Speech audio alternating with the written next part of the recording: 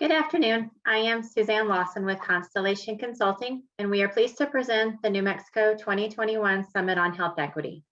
The summit is funded by the New Mexico Department of Health Tobacco Use Prevention and Control Program and will take place throughout May on our event app with live sessions each Wednesday afternoon.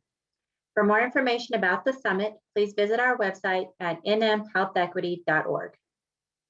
Due to COVID-19, this year's Summit on Health Equity remains an online event.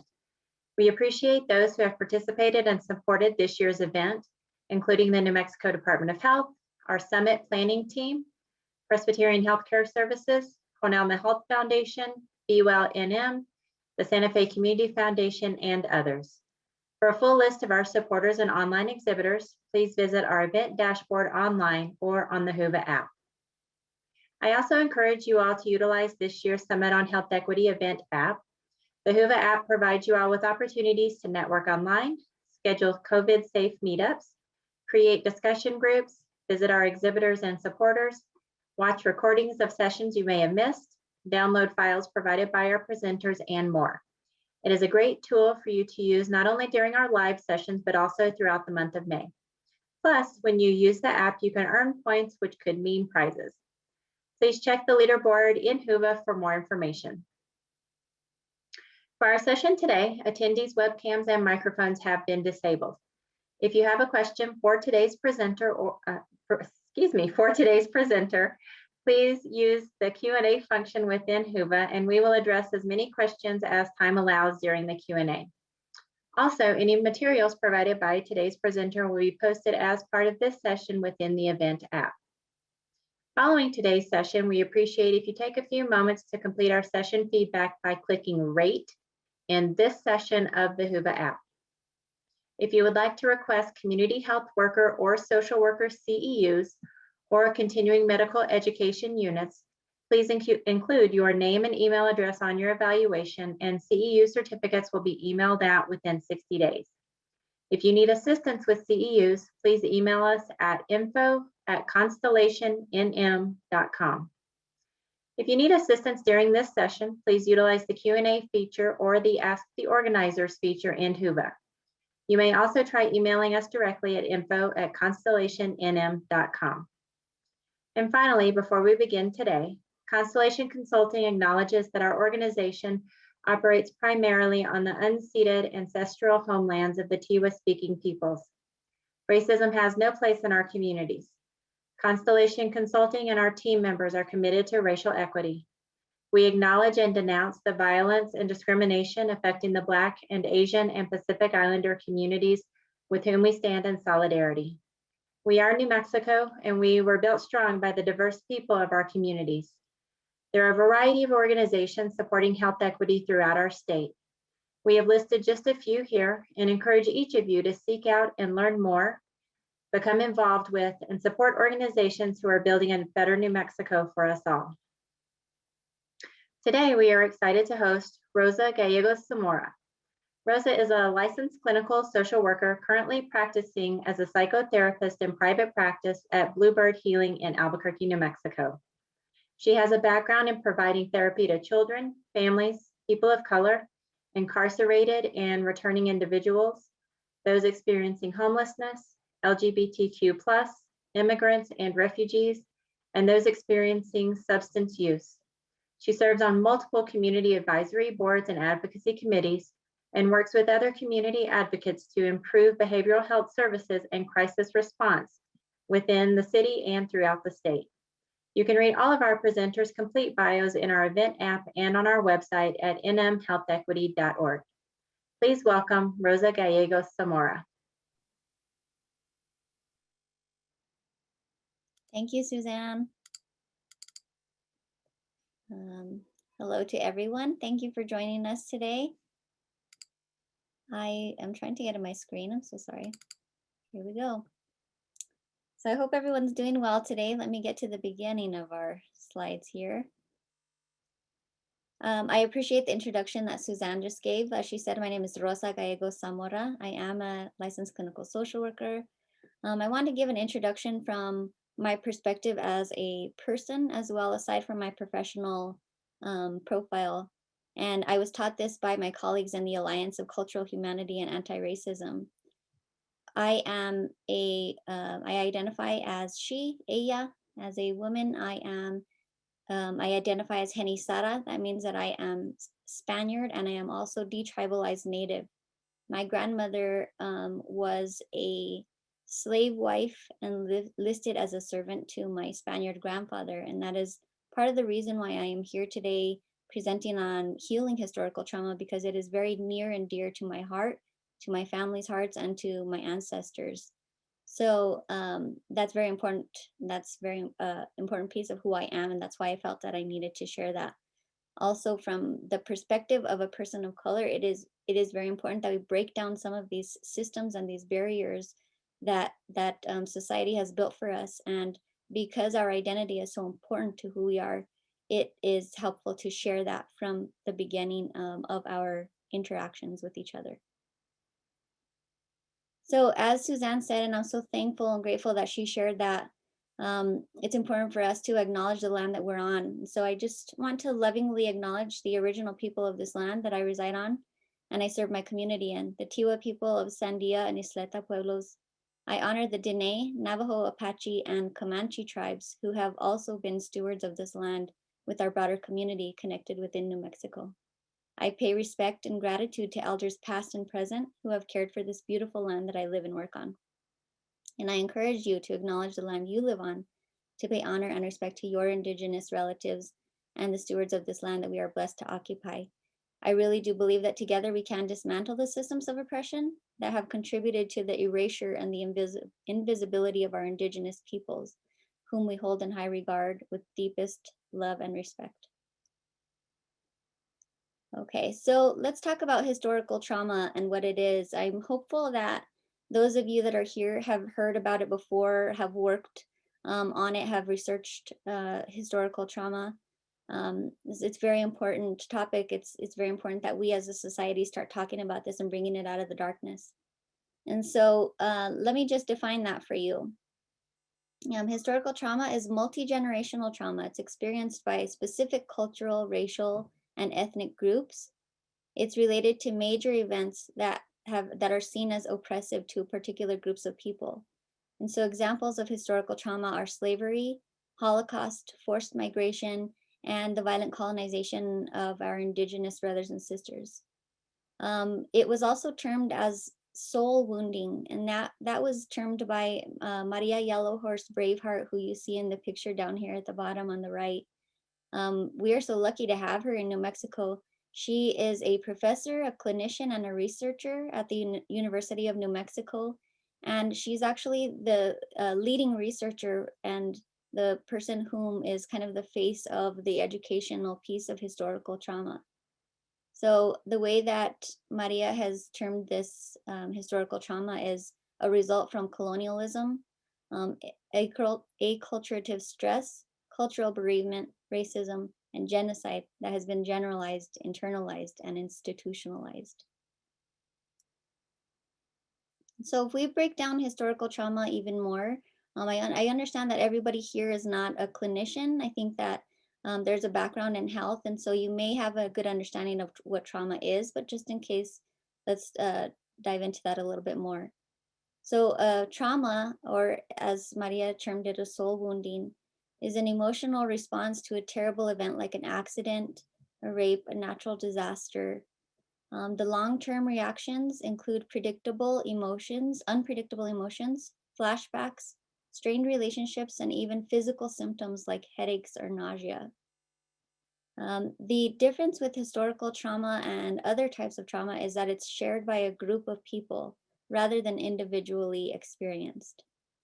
And the other kind of element of historical trauma that makes it unique is that it's cumulative, and so it reverberates across generations. So descendants who were not directly experiencing the traumatic event can still experience the historical trauma and exhibit the signs and symptoms of trauma, such as depression, fixation on the traumatic event, low self-esteem, anger, and self-destructive behavior. Yeah, so it is collective and it is intergenerational, but it's different in multiple ways than other types of trauma because it's shared by generations. Okay, so in order for us to really have the heart to do the healing work from historical trauma, I believe that we have to have a really good understanding of what it is, what it's looked like for the people that are around us, for those in our families, for those in our communities. And so I thought we can discuss a little bit about the history of not only New Mexico and the Southwest region, but different demographics of our communities of color within our region. So if we can start out, I think we want to look at African American history, the history of our Black sisters and brothers. And if we take a look at where this all started for us within our country, we're gonna research it all the way back to the 17th century when Black African American people were brought from the West Indies and from Africa and were brought to the United States to be slaves and to be property to Europeans and white Americans. So when that happened, many of our Black brothers and sisters and their generations before them and ancestors were essentially kidnapped from their homelands in various parts of Africa. So these were people who were known to be royalty. These were people who were very well educated, highly literate, and they were brought to a country and a land that they did not know anyone. They didn't have any kind of belongings, didn't have any kind of identity. They were stripped of their birth names and their identities, as I just said. They were forced to Christianize. So there were ways of life that they were forced to participate in, not even knowing what that was about or not agreeing, maybe not even agreeing and forced to live those ways. We know that they were abused. There was physical torture involved. They were whipped and beaten and lynched and hanged at the whims of their white masters. So they were used to help their masters maintain vast properties and land. Sorry about that. And they were also separated from their families, right, when they were bought and sold. And so we know that they were treated as property and not as human beings. And we could just imagine how painful that must have been for our ancestors, how painful that must have been for those that experienced this. You can see on this slide that there's a couple of images here that really just depict and show the fact that Black Americans were not treated as equals, were not treated as our fellow brothers and sisters, as human beings, right? You can see that from right here, the lower sign on the right, there's help wanted. They only wanted white people to apply for those jobs. And, from the picture above, all the Black women that are going to work that day they have to sit at the back of the bus. We all know the story of Rosa Parks. So it's important that we acknowledge this. This is 300 years of being treated less than human, and what can that do to our to the people that we love and acknowledge and live with in our society. And one thing I didn't discuss with you all is that this is a really heavy topic. And so I want to acknowledge that if it feels emotionally triggering for you, I want you to do what you need to do for self-care. If you need to take a break to take some breaths, if you need to step out, if you need to get some water, please do that. This is emotionally triggering for a reason, right? Because we are unlearning some of the things that our society has taught us that have been very damaging, very hurtful. And so what we're doing here is very difficult work, and it's healing work that we're talking about this here today. Okay, so if we I want to switch back to that just a little bit as well. I think that it's important that we understand also what slavery did to women in 17th, 18th century, and during the time that slavery was where they were stopping it and not allowing importation of slaves from Africa and the West Indies. That doesn't mean that anything stopped there. It absolutely did not stop. That was the same time that cotton gins were invented and labor started increasing.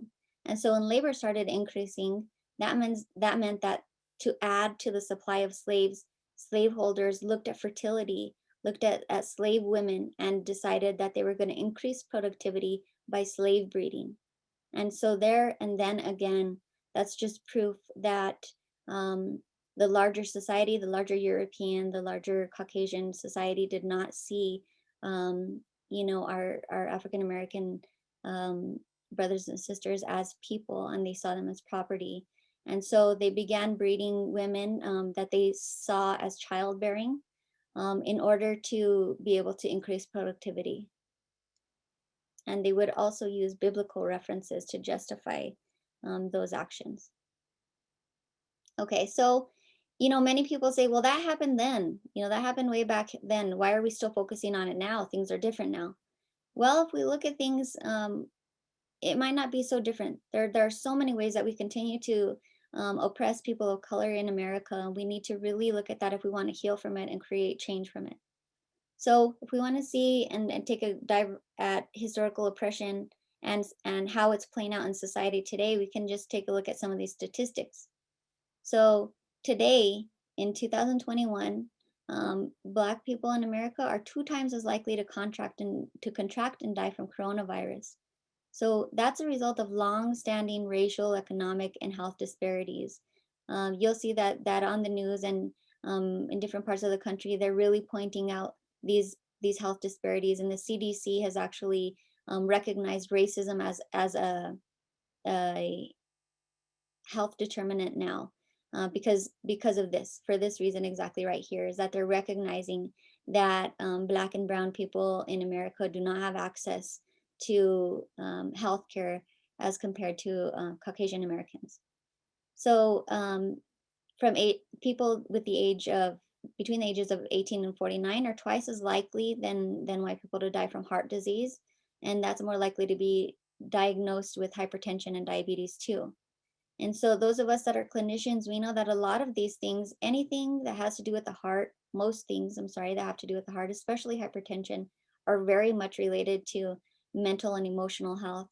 Many times you'll see that those with the most severe trauma will also have a diagnosis of hypertension or some kind of heart issue. So we can also see that, Black people in America are jailed at 3 times the rate of white people. And Black Americans are living in poverty at twice the rate of white Americans. And there's lots of reasons for that too. We can trace that all the way back to when African Americans were being brought here, right? So when back in the day in the 1700s, 1800s, and even still today, white Americans are more likely to have inherited land, to have inherited businesses, to have inherited earned income than any Black or brown person in America. And so there's been a head start there. There's been a head start there for earned income, for inheritance and land owning. So white households have 8 times the wealth of Black households. We can also see from voter suppression in the southern parts of the United States that there's been some deliberate efforts not to allow for Black and brown Americans to have access to voting. And what does voting do? Voting gives us rights. Voting allows us to have a voice. And if we don't have access to voting, then we don't have a voice. And so, for those of us who have done the research, you can see that it's very clear that oppression is still existing in almost all aspects if we look through systems in America. Black Americans account for less than 13% of the US population, but are killed by police at more than twice the rate of white Americans. And so we know that is also one of the biggest issues that we're bringing out of the darkness and we're talking about, and we're using our advocacy right now to address, right? Okay, so let's move on to Native American history. Some of these slides we can go on and on and on about and talk about, and we still will not have covered everything. And so for our indigenous brothers and sisters, we're looking at hundreds of years of oppression as well within our country right here on the land that we are living on. So Europeans, Christopher Columbus came along and claimed discovery of the land, but we know now that before he ever came along, Europeans were living here and they were living well on the land. And so when Europeans came here, they believed that indigenous people were heathens and savages, and they needed to be civilized through Christianity and through their own culture. And so these things were imposed on our Native Americans, and it ultimately led to genocide, right? So genocide meant mass murder, stolen land, and attempts to completely wipe out Native American people, Native American traditions, Native American owned land, right? And so if you look at this graphic right here, I really want to email this to anybody who wants it. I think it's very important to really take a good look at what it has here, because it's depicting colonization and oppression and how in so many ways it has impacted our Native American communities. And it kind of dives into capitalism, dehumanization, the reservation system. And so if we think about just the word reservation, where did that come from? Um, uh, we can see just how damaging that is in itself. And I'm going to show you on this next slide. So the last bullet point here, there's one thing that we really need to recognize is that there's forced assimilation. There's been a history of forced assimilation, right? And that is the generation before me, the generation before that, where our indigenous relatives were being forced to go to residential schools. And so in those residential schools, we know that their hair was being cut. They were taught languages that were not their own. They were taught ways of life that were not their own and traditions that were not their own, right? They were forced to dress, speak, and look as European as possible, and that was incredibly damaging and continues to hurt and emotionally damage generations of indigenous people. Okay, so right here on the left, this is just a page that I've taken out of one of the most impactful books that I've read, and it's called The Earth Shall Weep. And so if you look at the top left picture here, that's a picture of America in 1775. So all of the gray, the dark gray right there, was land held by Native Americans here in America. And so that was everything that they owned in 1775. If we look less than 100 years forward, half of that is gone and transferred to federal government. And then if we fast forward to 1894, there's tiny little chunks of land that are left to the original owners. And if we speed up to 1992, it's almost nothing. So right there in itself, we can really see the damage that historical trauma and that oppression has done to our indigenous brothers and sisters, and how that can affect everything, right? If you don't have the land that you were living on, providing for your family on, that you were building homes and legacies for your families, how that can continue to hurt one generation after another after another. And so if we, dissect this a little further, we can talk about the long walk that happened here in New Mexico, where our indigenous families were forced to deport to Fort Sumner area in 1864.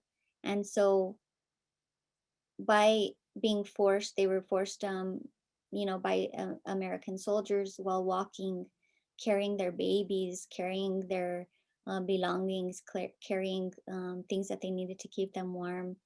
And many of them didn't make it, right? So this next bullet point is showing exactly the numbers there. So 11,500 Navajo people were forced to walk from their homeland in Arizona, and then other sides of New Mexico. Only 8,500 reached Fort Sumner. And so the thousands and thousands of our indigenous relatives did not make it. Some escaped and fled west. Some, like my grandmother, was captured by slave owners. And like I said, many did not survive along the way. So 53 different forced marches occurred between the years of 1864 and 1866. So 53 different forced marches. And so this was a wide span attempt to wipe out an entire culture. Also, in just discussing that today, today is Murdered Missing Indigenous Women's Awareness Day. And for us to just honor that our indigenous cultures have endured so much in New Mexico, so much in this region, so much in this country and beyond. It's important for us to know the history behind that. And so in New Mexico, in our region, the violence and oppression of Native women has gone on and on for hundreds of years. Europeans were regularly practicing power and control over Native men and women after they conquered lands here. And so, just in Cherokee tribes, European men were teaching Cherokee men to shift matrilineal tribes to patrilineal tribes. So that means that um, they were shifting and teaching men to take over these tribes from indigenous women who were, um, you know, who were assigned set to run these tribes, and we're doing well without Europeans coming along. So that means that women's roles of maintaining agriculture while men went and hunted and gathered shifted, and so the jobs were switched and taken away from women. So that, if we look all the way back, that's, some of the ways that we can trace murdered missing indigenous women all the way back to when these lands were conquered, right? And we can really see why, when trace it to exactly when and where the violence against women began. If we fast forward that to today, we can, prove that or see that statistics are showing 86% of okay, sorry, let me backtrack. So 6 in 10 Native women are physically assaulted. The statistics reveal that 86% of the perpetrators are non-Native perpetrators. A very small number of those cases actually go to court and are actually persecuted.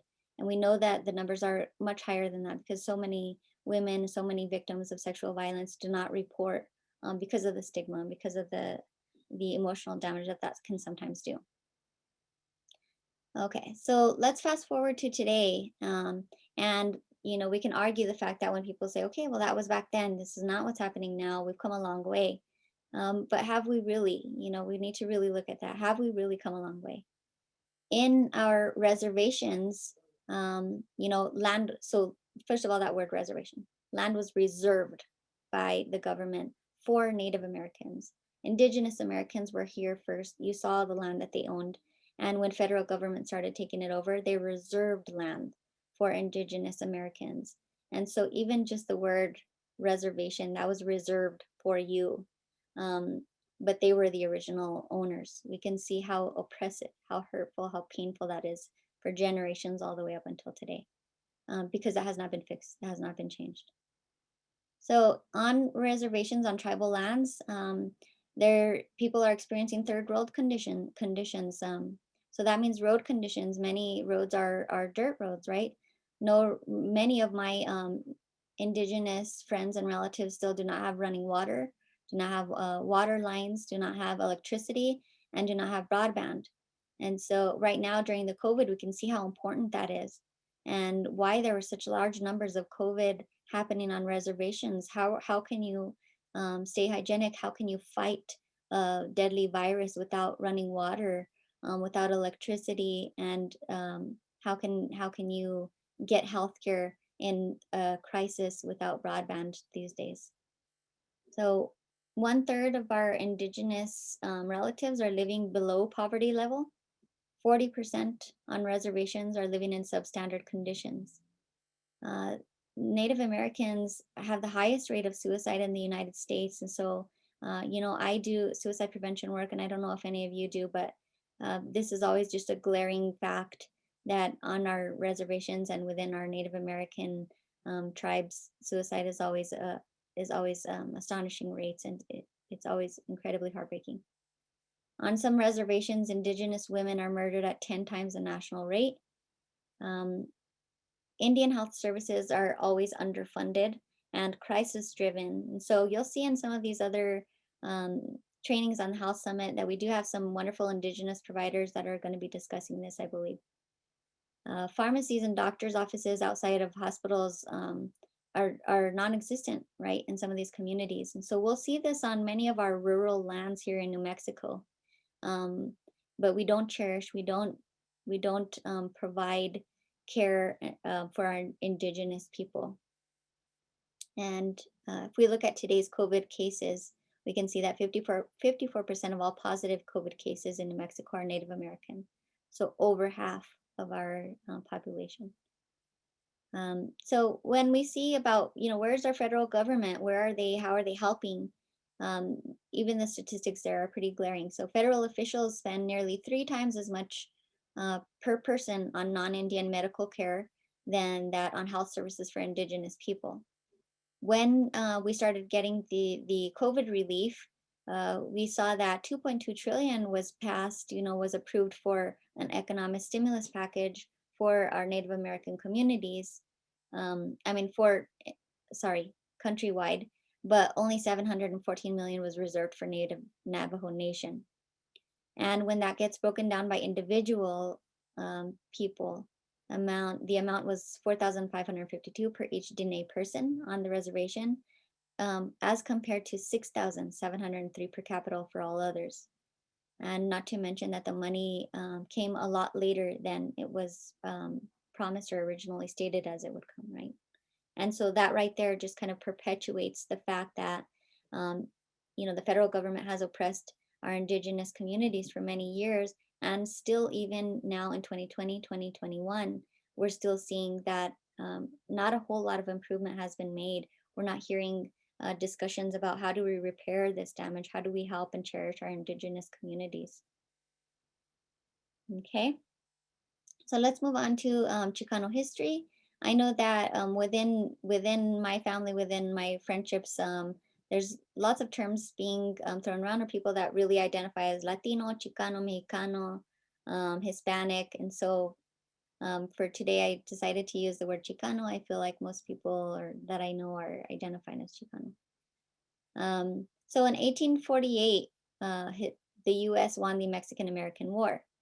So with that war, with the Treaty of Guadalupe Hidalgo marking the war's end, that meant that 55% of the Mexican territory was granted to US. And so with that territory came new citizens, right? Non-European citizens. And so we know that America has a long-standing history of not always welcoming new people or welcoming differences to America. So when this happened, within years, war's end was 1848, around 1910, all the way up until 1920 and ongoing, we saw that there were lots of oppressive acts against Chicanos, Latinos here in America. And there was segregation pursued after this happened, after they were allowed, territory here. So we were seeing, or my grandparents were seeing, maybe some of you were seeing signs like this in this slide here, where it said, "We serve whites only, no Spanish, no Mexicans." And then these signs right here were said, "No dogs, no Negroes, no Mexicans." And so Black and Brown Americans were listed as others with dogs, and so seen as less than human again, right? When I was growing up in school, I was not taught some of the Mexican American history, and I'm guessing that maybe many of you did not learn about any of this either. And so I think it's important that we talk about some of these things, such as mob violence, right? So in the late 1840s, all the way to 1928, there was mob violence and lynching of Mexican Americans right here in New Mexico and Texas, Arizona, California. And back then, people were being killed for accusations of stealing cattle, cheating in games of cards.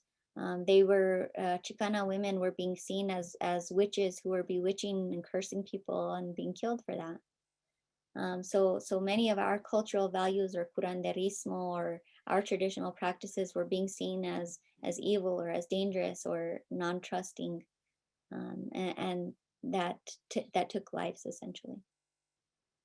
Okay, so thousands of cases of lynchings here and in this region, although not all of them were documented. So the numbers are a lot lower. We know that it actually impacted the community far more than that. We can also discuss the Bracero program and, farm owners of Chicano American history. And so during World War II, Mexican men were brought to America to help with labor. And there were contractual agreements, right, between the United States and Mexico. And so some of those agreements were that they would allow for Mexican men to come and work here, and that they would pay them pretty well, feed them pretty well, provide housing for them. And we found that, or they found, I'm sorry, I wasn't a bracero, but those who are in that program found that those were actually many times a broken promise. And so there was many protests about that for those reasons. Okay, so how has it changed today? While Mexican Americans are still, seen as we are still seen as the workhorse, many times wanted for sweat, military services, tax money, but don't bring your people or your children over here, right? We want you to work, we want you to be productive for our country, but I don't know if we're going to welcome you here. So that kind of attitude still persists and exists. And so it just recently, right, a couple of years ago, we saw that there was a mass shooting in El Paso, and some of that was driven by the rhetoric that we were seeing within our country, and the words that were being thrown around and used not only by leadership but by each other, by Americans, to really paint Mexican, Chicano, Latino Americans in a certain light. And so when that shooting happened, the perpetrator was quoted as saying, if we can get rid of enough people, then our way of life can be more sustainable. And he was targeting, brown people, Chicano Mexicanos in El Paso. And, so like I said before, our leadership, previous leadership was using words like stupid, filthy, human debris, rapist, criminals, when they were referring to Latinos in America.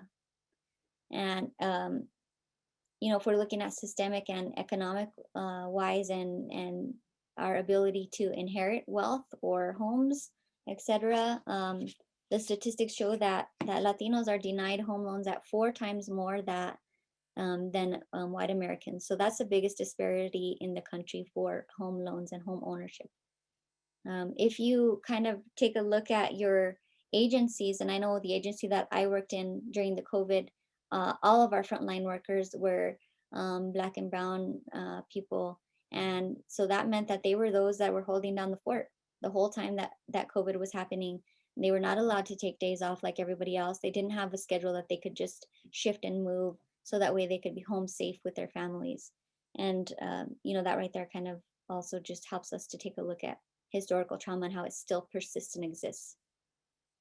Okay. If we look at our Asian American history, oftentimes we don't mention Asian American history when we're talking about oppression, when we're talking about making systemic changes, and it's important that we acknowledge our Asian brothers and sisters. And so here in Albuquerque, here in America, I learned that in 1920, not that long ago, right, our home, New Mexico, was home to 500 Asian Americans. Around that time, Chinese Americans were opening laundries, restaurants, grocery stores, and so they were building their generational wealth. Japanese Americans were successful landowners in southern New Mexico. And when the white growers and when European Americans started noticing this, it became a big problem. So the white growers resented the increasingly prosperous Japanese businesses, and started looking at how do we take control back. And so they actually adopted an Alien Land Ownership Amendment. You can look that up. It actually existed in 1921. And so that barred Asian New Mexicans from owning and leasing real estate. And if you look at the numbers there, that law didn't change until 2002. And so that right there, we can see that the historical trauma of our Asian Americans is still persisting. 2002 was not that long ago, right? So segregation efforts continued and spread all the way into cinemas, hotels, restaurants, and residential areas. So our Asian, relatives here that were owning cinemas, hotels, restaurants, and all of those things, eventually here in Albuquerque in New Mexico, almost completely were erased by this new alien land ownership amendment. Okay. And so, I think it's very important that we acknowledge during World War II, almost every Japanese American man 4,555, were forced into internment camps, right? So that was Japanese American soldiers. Between 1942 and 1946, they were housed here in New Mexico in internment camps in Lordsburg. So during that time, there was a racial hatred and a hysteria that was going on within the government, within the armies, right? That exist within our American government, and so they were creating an inhospitable atmosphere for Japanese Americans. And even though there was they found that there was no proof for the suspicions that Japanese Americans were engaging in espionage. They chose not to contradict any of those rumors. And eventually Japanese Americans were released from this internment camp, but there was nothing done to repair that. There was no public acknowledgement of the fact that they were wrong and that they hurt many, many men and their families because of that belief. Okay, so today, if we're looking at that, we know that just in the media, we're seeing that many of our Asian Americans are being targeted, right? They're being targeted because our previous leadership was using the words like China virus, and because of that, there's a certain view that people are perpetuating of our Asian brothers and sisters. So vandalism of businesses has increased. People are scared to go to grocery stores because they're afraid to be victims of racial crimes. They're afraid of getting spit on, which is actually happening here. Their hate crimes against Asian Americans has doubled during the pandemic. That's actually a study and a number that was done. Okay, so everybody take a really good deep breath. And I want to show you a video that's just gonna show us and explain a little bit more to us about historical trauma and just how that affects us today. So let me see. Let me escape here. Post-traumatic slave syndrome you can- is an explanatory theory that really looks at multi-generational Suzanne, can trauma. you let me know if you guys can see this? Rosa, we're not able to see it. I think you need to switch screens and then restart the video. Captured, shipped. Thank you.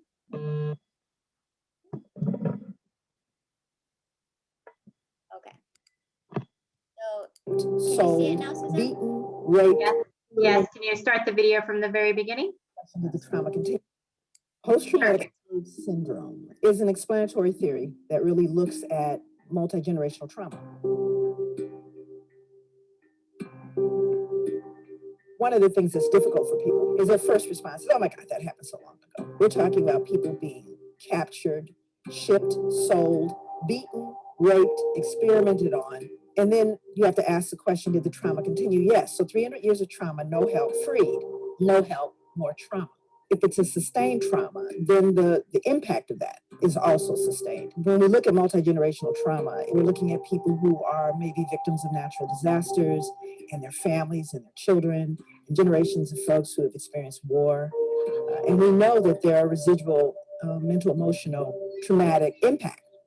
And what I did was I started to look at the African-American experience, starting with slavery, as a real clear, long enduring trauma. So I started to see that there were clear connections between that survival behavior and contemporary living in African-American experience.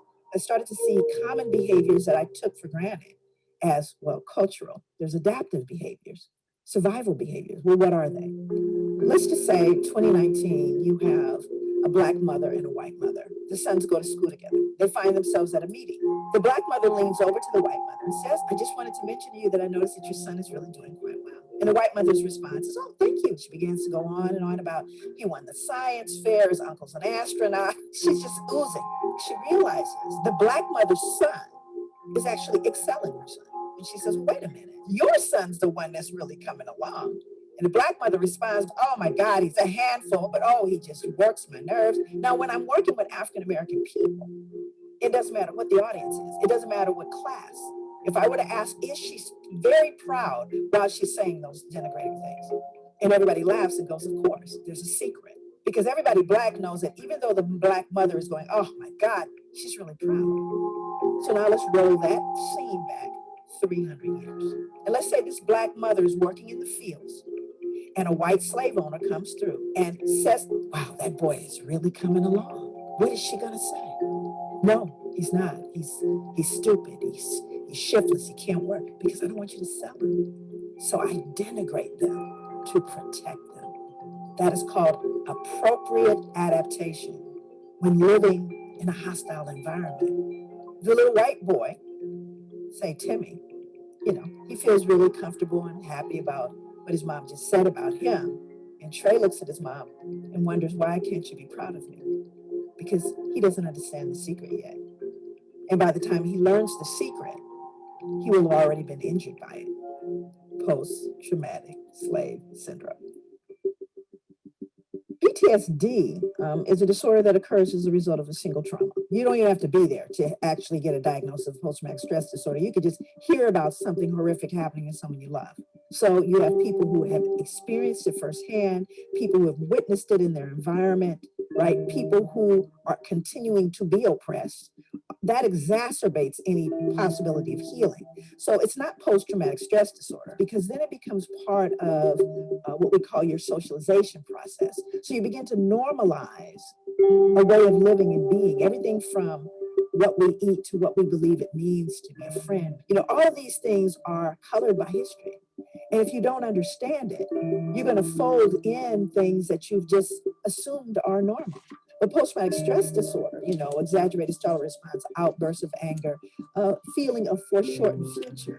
There was a point where there were African-American children in different urban settings that didn't expect to live to be adults because they saw so much death that they started planning their funerals like at 13, 12, as young as 10. And when you start looking at the simple biology, you start looking at the impact of stress on health. And while we look at general stress, we know finances, you have illnesses, all these different things. How about being Black?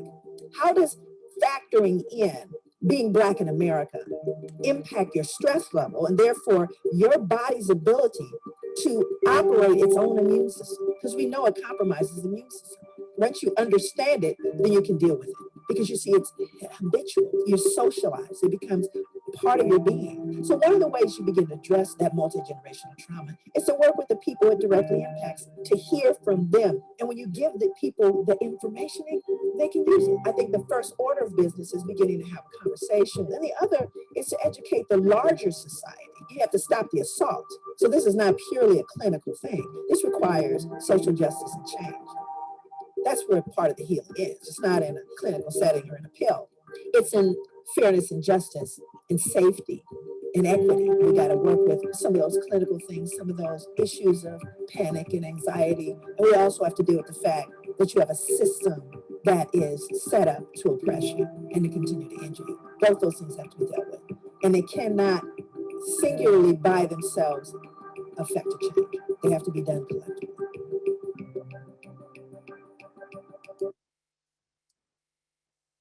Okay. All right.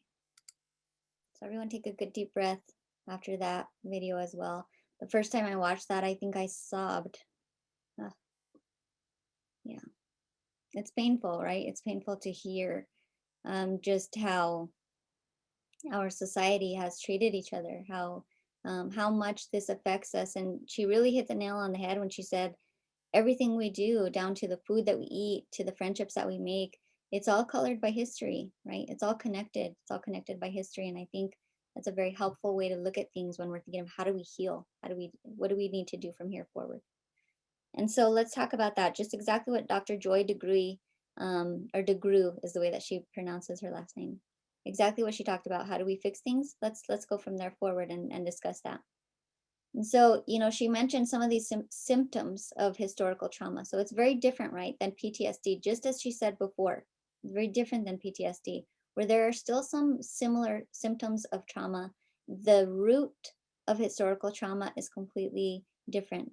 It's colored by history. It's almost colored in every kind of aspect of systems that we look at in America around us. So some of these symptoms, we're looking at depression, anxiety, isolation. Some of these really are similar to trauma, regular PTSD, but let's look at it in a historical lens. So if we're looking at the depression, sometimes depression can come from, and if we're looking at our systems, unaddressed grief, unaddressed behavioral health needs. And if we saw and reflected on what we just discussed about our reservations and our tribal lands and how there's not a lot of access to health care there, you can understand why some of these things like depression, anxiety, anger, fear, and distrust, all of these things exist, because if we don't have access, how are we going to be able to acknowledge, to heal from some of these things? Suicide, like I said, is one of the highest numbers on our tribal lands. And for me, when I think of the word suicide as an advocate of suicide prevention, to me, it's a culmination of the deepest sense of hopelessness. And if you feel like systems and the people around you are not acknowledging who you are, what language you speak, or what your healing methods are, then are they able to help us? Are they able to truly help us? And that's where this isolation feeling comes in. That's where the fear and distrust of being repeatedly harmed by systems and dominant cultures exist. And then also, just like I mentioned before, if we're not able to use our own language, my grandma, if she can't speak her native Spanish language when she goes to the doctor, is she going to feel like they can really understand her? Is she going to feel like she can really convey the problems that she's experiencing correctly to her providers? Okay, so let's look at as an organization, those of us that exist, that function within our organizations, we can look at how do we help break this down? How do we stop historical trauma? How do we heal from it within our organizations? And I think we can break it down, and we can look at that in terms of a couple of things here that are helpful. So first of all, who are you hiring? Okay, who are you placing in decision making positions? So in your HR positions, are they well aware of equity and equality and marketing, so that way all people have access to applying for this job? Are the people that you're hiring reflecting the client and patient population? So if you are in an organization that serves primarily people of color, then I would urge you to take a really good look around at your staff and see, are we reflecting that? Do we have people here that speak language that look like the people that we are serving, so that way we can create safe environments, so we can break down historical trauma and allow for people of color to feel safe in the service that we're providing? It's important to look at who's getting promoted. Is that equitable? Is that across the board? Is everybody having access and opportunity to get promoted? Are you paying fair wages across the board? Men, women, people of color, Caucasian people, is everyone getting paid fairly for the work that they're doing? One of the aspects of historical trauma that continues to be painful for people of color is that oftentimes we feel like the workhorse. I'm here to work. I'm here to do the job, but I don't have a voice. I'm just here to do the job and do it well. And that comes from historical trauma. That the roots are way far back, right? Okay, and so discrimination claims. Is discrimination something that is often a problem within your organization? And if it is, it's important to have someone from the outside of our agency to come in, take a look at that, make some suggestions, and really create those changes. Don't just hear them, really follow through with those changes. And then organization and company culture. So are company activities inclusive and reflective of employees and people that they serve? In my own experience, I have noticed that many companies, many organizations are not inclusive of people of color, and I'll give some examples. In one of the agencies I worked at, we served many indigenous clients, many Mexican clients who were looking for methods of healing like talking circles. We're looking for curanderismo, shamans, medicine men. That's how they needed to heal from some of their ailments. And when we asked that we be able to bring these in, we were not allowed to do that. There was a lot of red tape, a lot of barriers, a lot of stigmas with that, and we weren't allowed to do that. And so I think those are some of the things that we need to look at as organizations, as society, as leaders within New Mexico, is how can we better address that? How can we break down those barriers? And then also, do you incorporate suggestions from Black, Indigenous, people of color in your organization? It's one thing when you tell people, well, you have a voice, you can share what you think or what you feel, but is the agency going to do anything about it? Are they going to carry those things out? And that the actions speak a lot louder than words in those cases. So just like Dr. DeGroote shared, the healing lies in those orders of business that she shared, right? So I broke them down and changed it a little bit, but still addressing what she said. And she told us the thing that we need to do, right, to heal from historical trauma is to work with the people it directly impacts. So hear from them. If we want to heal from historical trauma, we need to be able to hear from the communities that it has impacted the most, really listen, so that we can respond and not react. So the first order of business is to begin to have those conversations. So just, like we are doing right now, the fact that you all are here today, we're taking care of business. We're discussing the conversation, we're discussing historical trauma, racism, equity, inclusion, and healing, right? So I honor you all for being here today and just for allowing me to share this with you and for listening to this. The second order of business is to educate the larger society. So what we're doing here today, just talking about this and telling each other, did you know that this happened to this community? Did you know that this happened to right here in New Mexico? When did this stop? How do we stop this? Is this a policy that needs to change? Just like the alien, land ownership or business ownership with Asian Americans. Somebody stopped the assault by actually changing that policy. They brought it out of the darkness, talked about that policy and said, we need to stop it. They did. And they educated the larger society, their colleagues about it, our political systems here, and made a change. The third order of business is to recognize that the healing lies in fairness, in justice, safety, and equity. So each one of us, myself included, I'm light-skinned Latina with an educated background, educated parents, and I have, my economic status, thank God, is I can live well right now.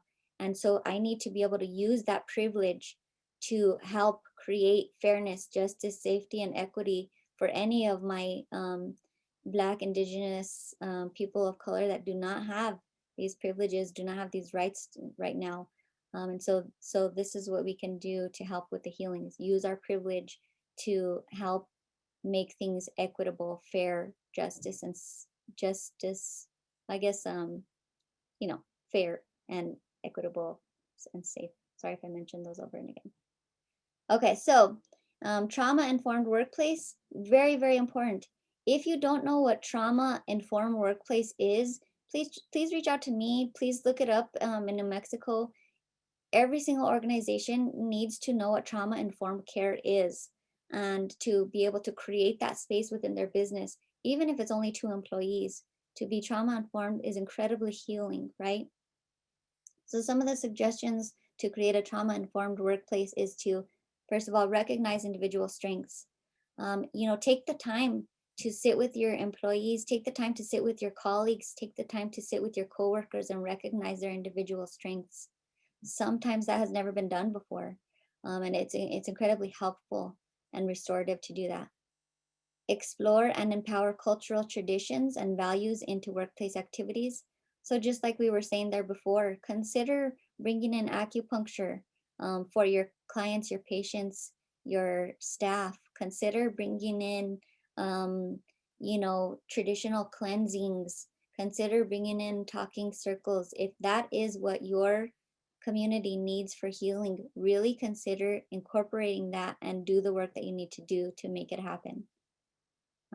prioritizing everyone's emotional and physical health. I think many, in America, we have gotten used to just productivity, needing the numbers to get accomplished, needing to make so much money, needing to hit a quota. And that is not always the way of our Black, Indigenous, people of color cultures, right?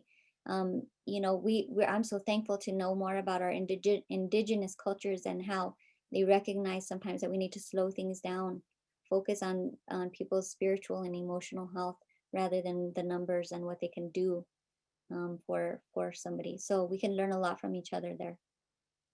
Treat staff and patients with the same compassion you would your family or your community. Understand the need for support and allow for fellowship. In the past, one time I was told by an HR person, I don't think it's very healthy that you and your, because I identified one of my Chicana colleagues and I said, sometimes we get to sit privately and talk about all the things that go on here and it's really helpful. And they told me, I don't think it's very good that you guys are talking behind closed doors. I think it'd be better if you talked with the group about these things. But understand that in itself comes from a historical trauma perspective. And some of us need to heal by being able to talk with those that we identify with, that we trust, that we know and love. And then we can build up to talking in a larger group eventually when that trust builds. But there has to be an understanding of the importance of our own perspectives. So ongoing education and discussion of microaggression, just like Dr. DeGroof said, is that we need to talk about these things. We need to call people into the discussion of what is microaggression? How are we perpetuating that? What are we doing? What are we saying that we can change and do better? And then understanding the historical trauma of productivity. So we just talked about that too. It's just understanding that productivity sometimes is based on a historical trauma perspective, especially for people of color. Embrace the idea that spiritual practices, ceremony practices are just as equally valuable as Western medicine. And so, places like Casa de Salud, they're doing a wonderful job with that. I've heard of their curanderas going to people's homes when they just had a relative pass away and help them to really sit, cry, heal, and cleanse from that. And that is a person of color perspective. That is healing historical trauma right there. That is using the tools that people of color need to see incorporated to be able to heal. And then the last thing that I'm going to say about this is that Black, Indigenous, people of color must have a seat at decision-making tables. And I'm not saying, within your organizations, just, promote somebody to an admin position and leave it there. No, I'm saying that we need, as diverse of a country as we are right now, we should be seeing diverse administrative boards everywhere. And the voice should be equal. So we shouldn't be there just sitting in the background. Everybody should have the same voice and the opportunity to advocate for themselves and for their workplace. So helping yourself as an individual, as an employee, to learn and grow is always going to help your patients and your clients. It's going to be generative and have a ripple effect. So this is one last quote that I think we should all just kind of really listen to and let it sink in. Nothing about us without us. So not making decisions for people with disabilities without the people that are experiencing disabilities. Not making decisions or policies for people that are experiencing homelessness without including people with experiencing homelessness in that discussion, in that policy making process. And the same for people of color. So really, really just understanding that. And then here's a couple of book suggestions for anybody who wants to continue to do the work of dismantling systems of oppression and dismantling historical trauma. These are all excellent books that people are really using to guide the way in healing from historical trauma, changing their own perspectives, and finding ways to honor each other as human beings. So thank you all for being here. Any questions, Suzanne? Should I stand by for any questions if there's any in the chat? Yes, hold on just a second. So thanks so much, Rosa. As a reminder for our attendees, if you have any questions for Rosa, please submit your questions through the session Q&A tab in Whova, and we will address as many questions as we can during the time allotted. So we do have a few questions that have come in through Whova as well as the chat here, and so we will get to all of them.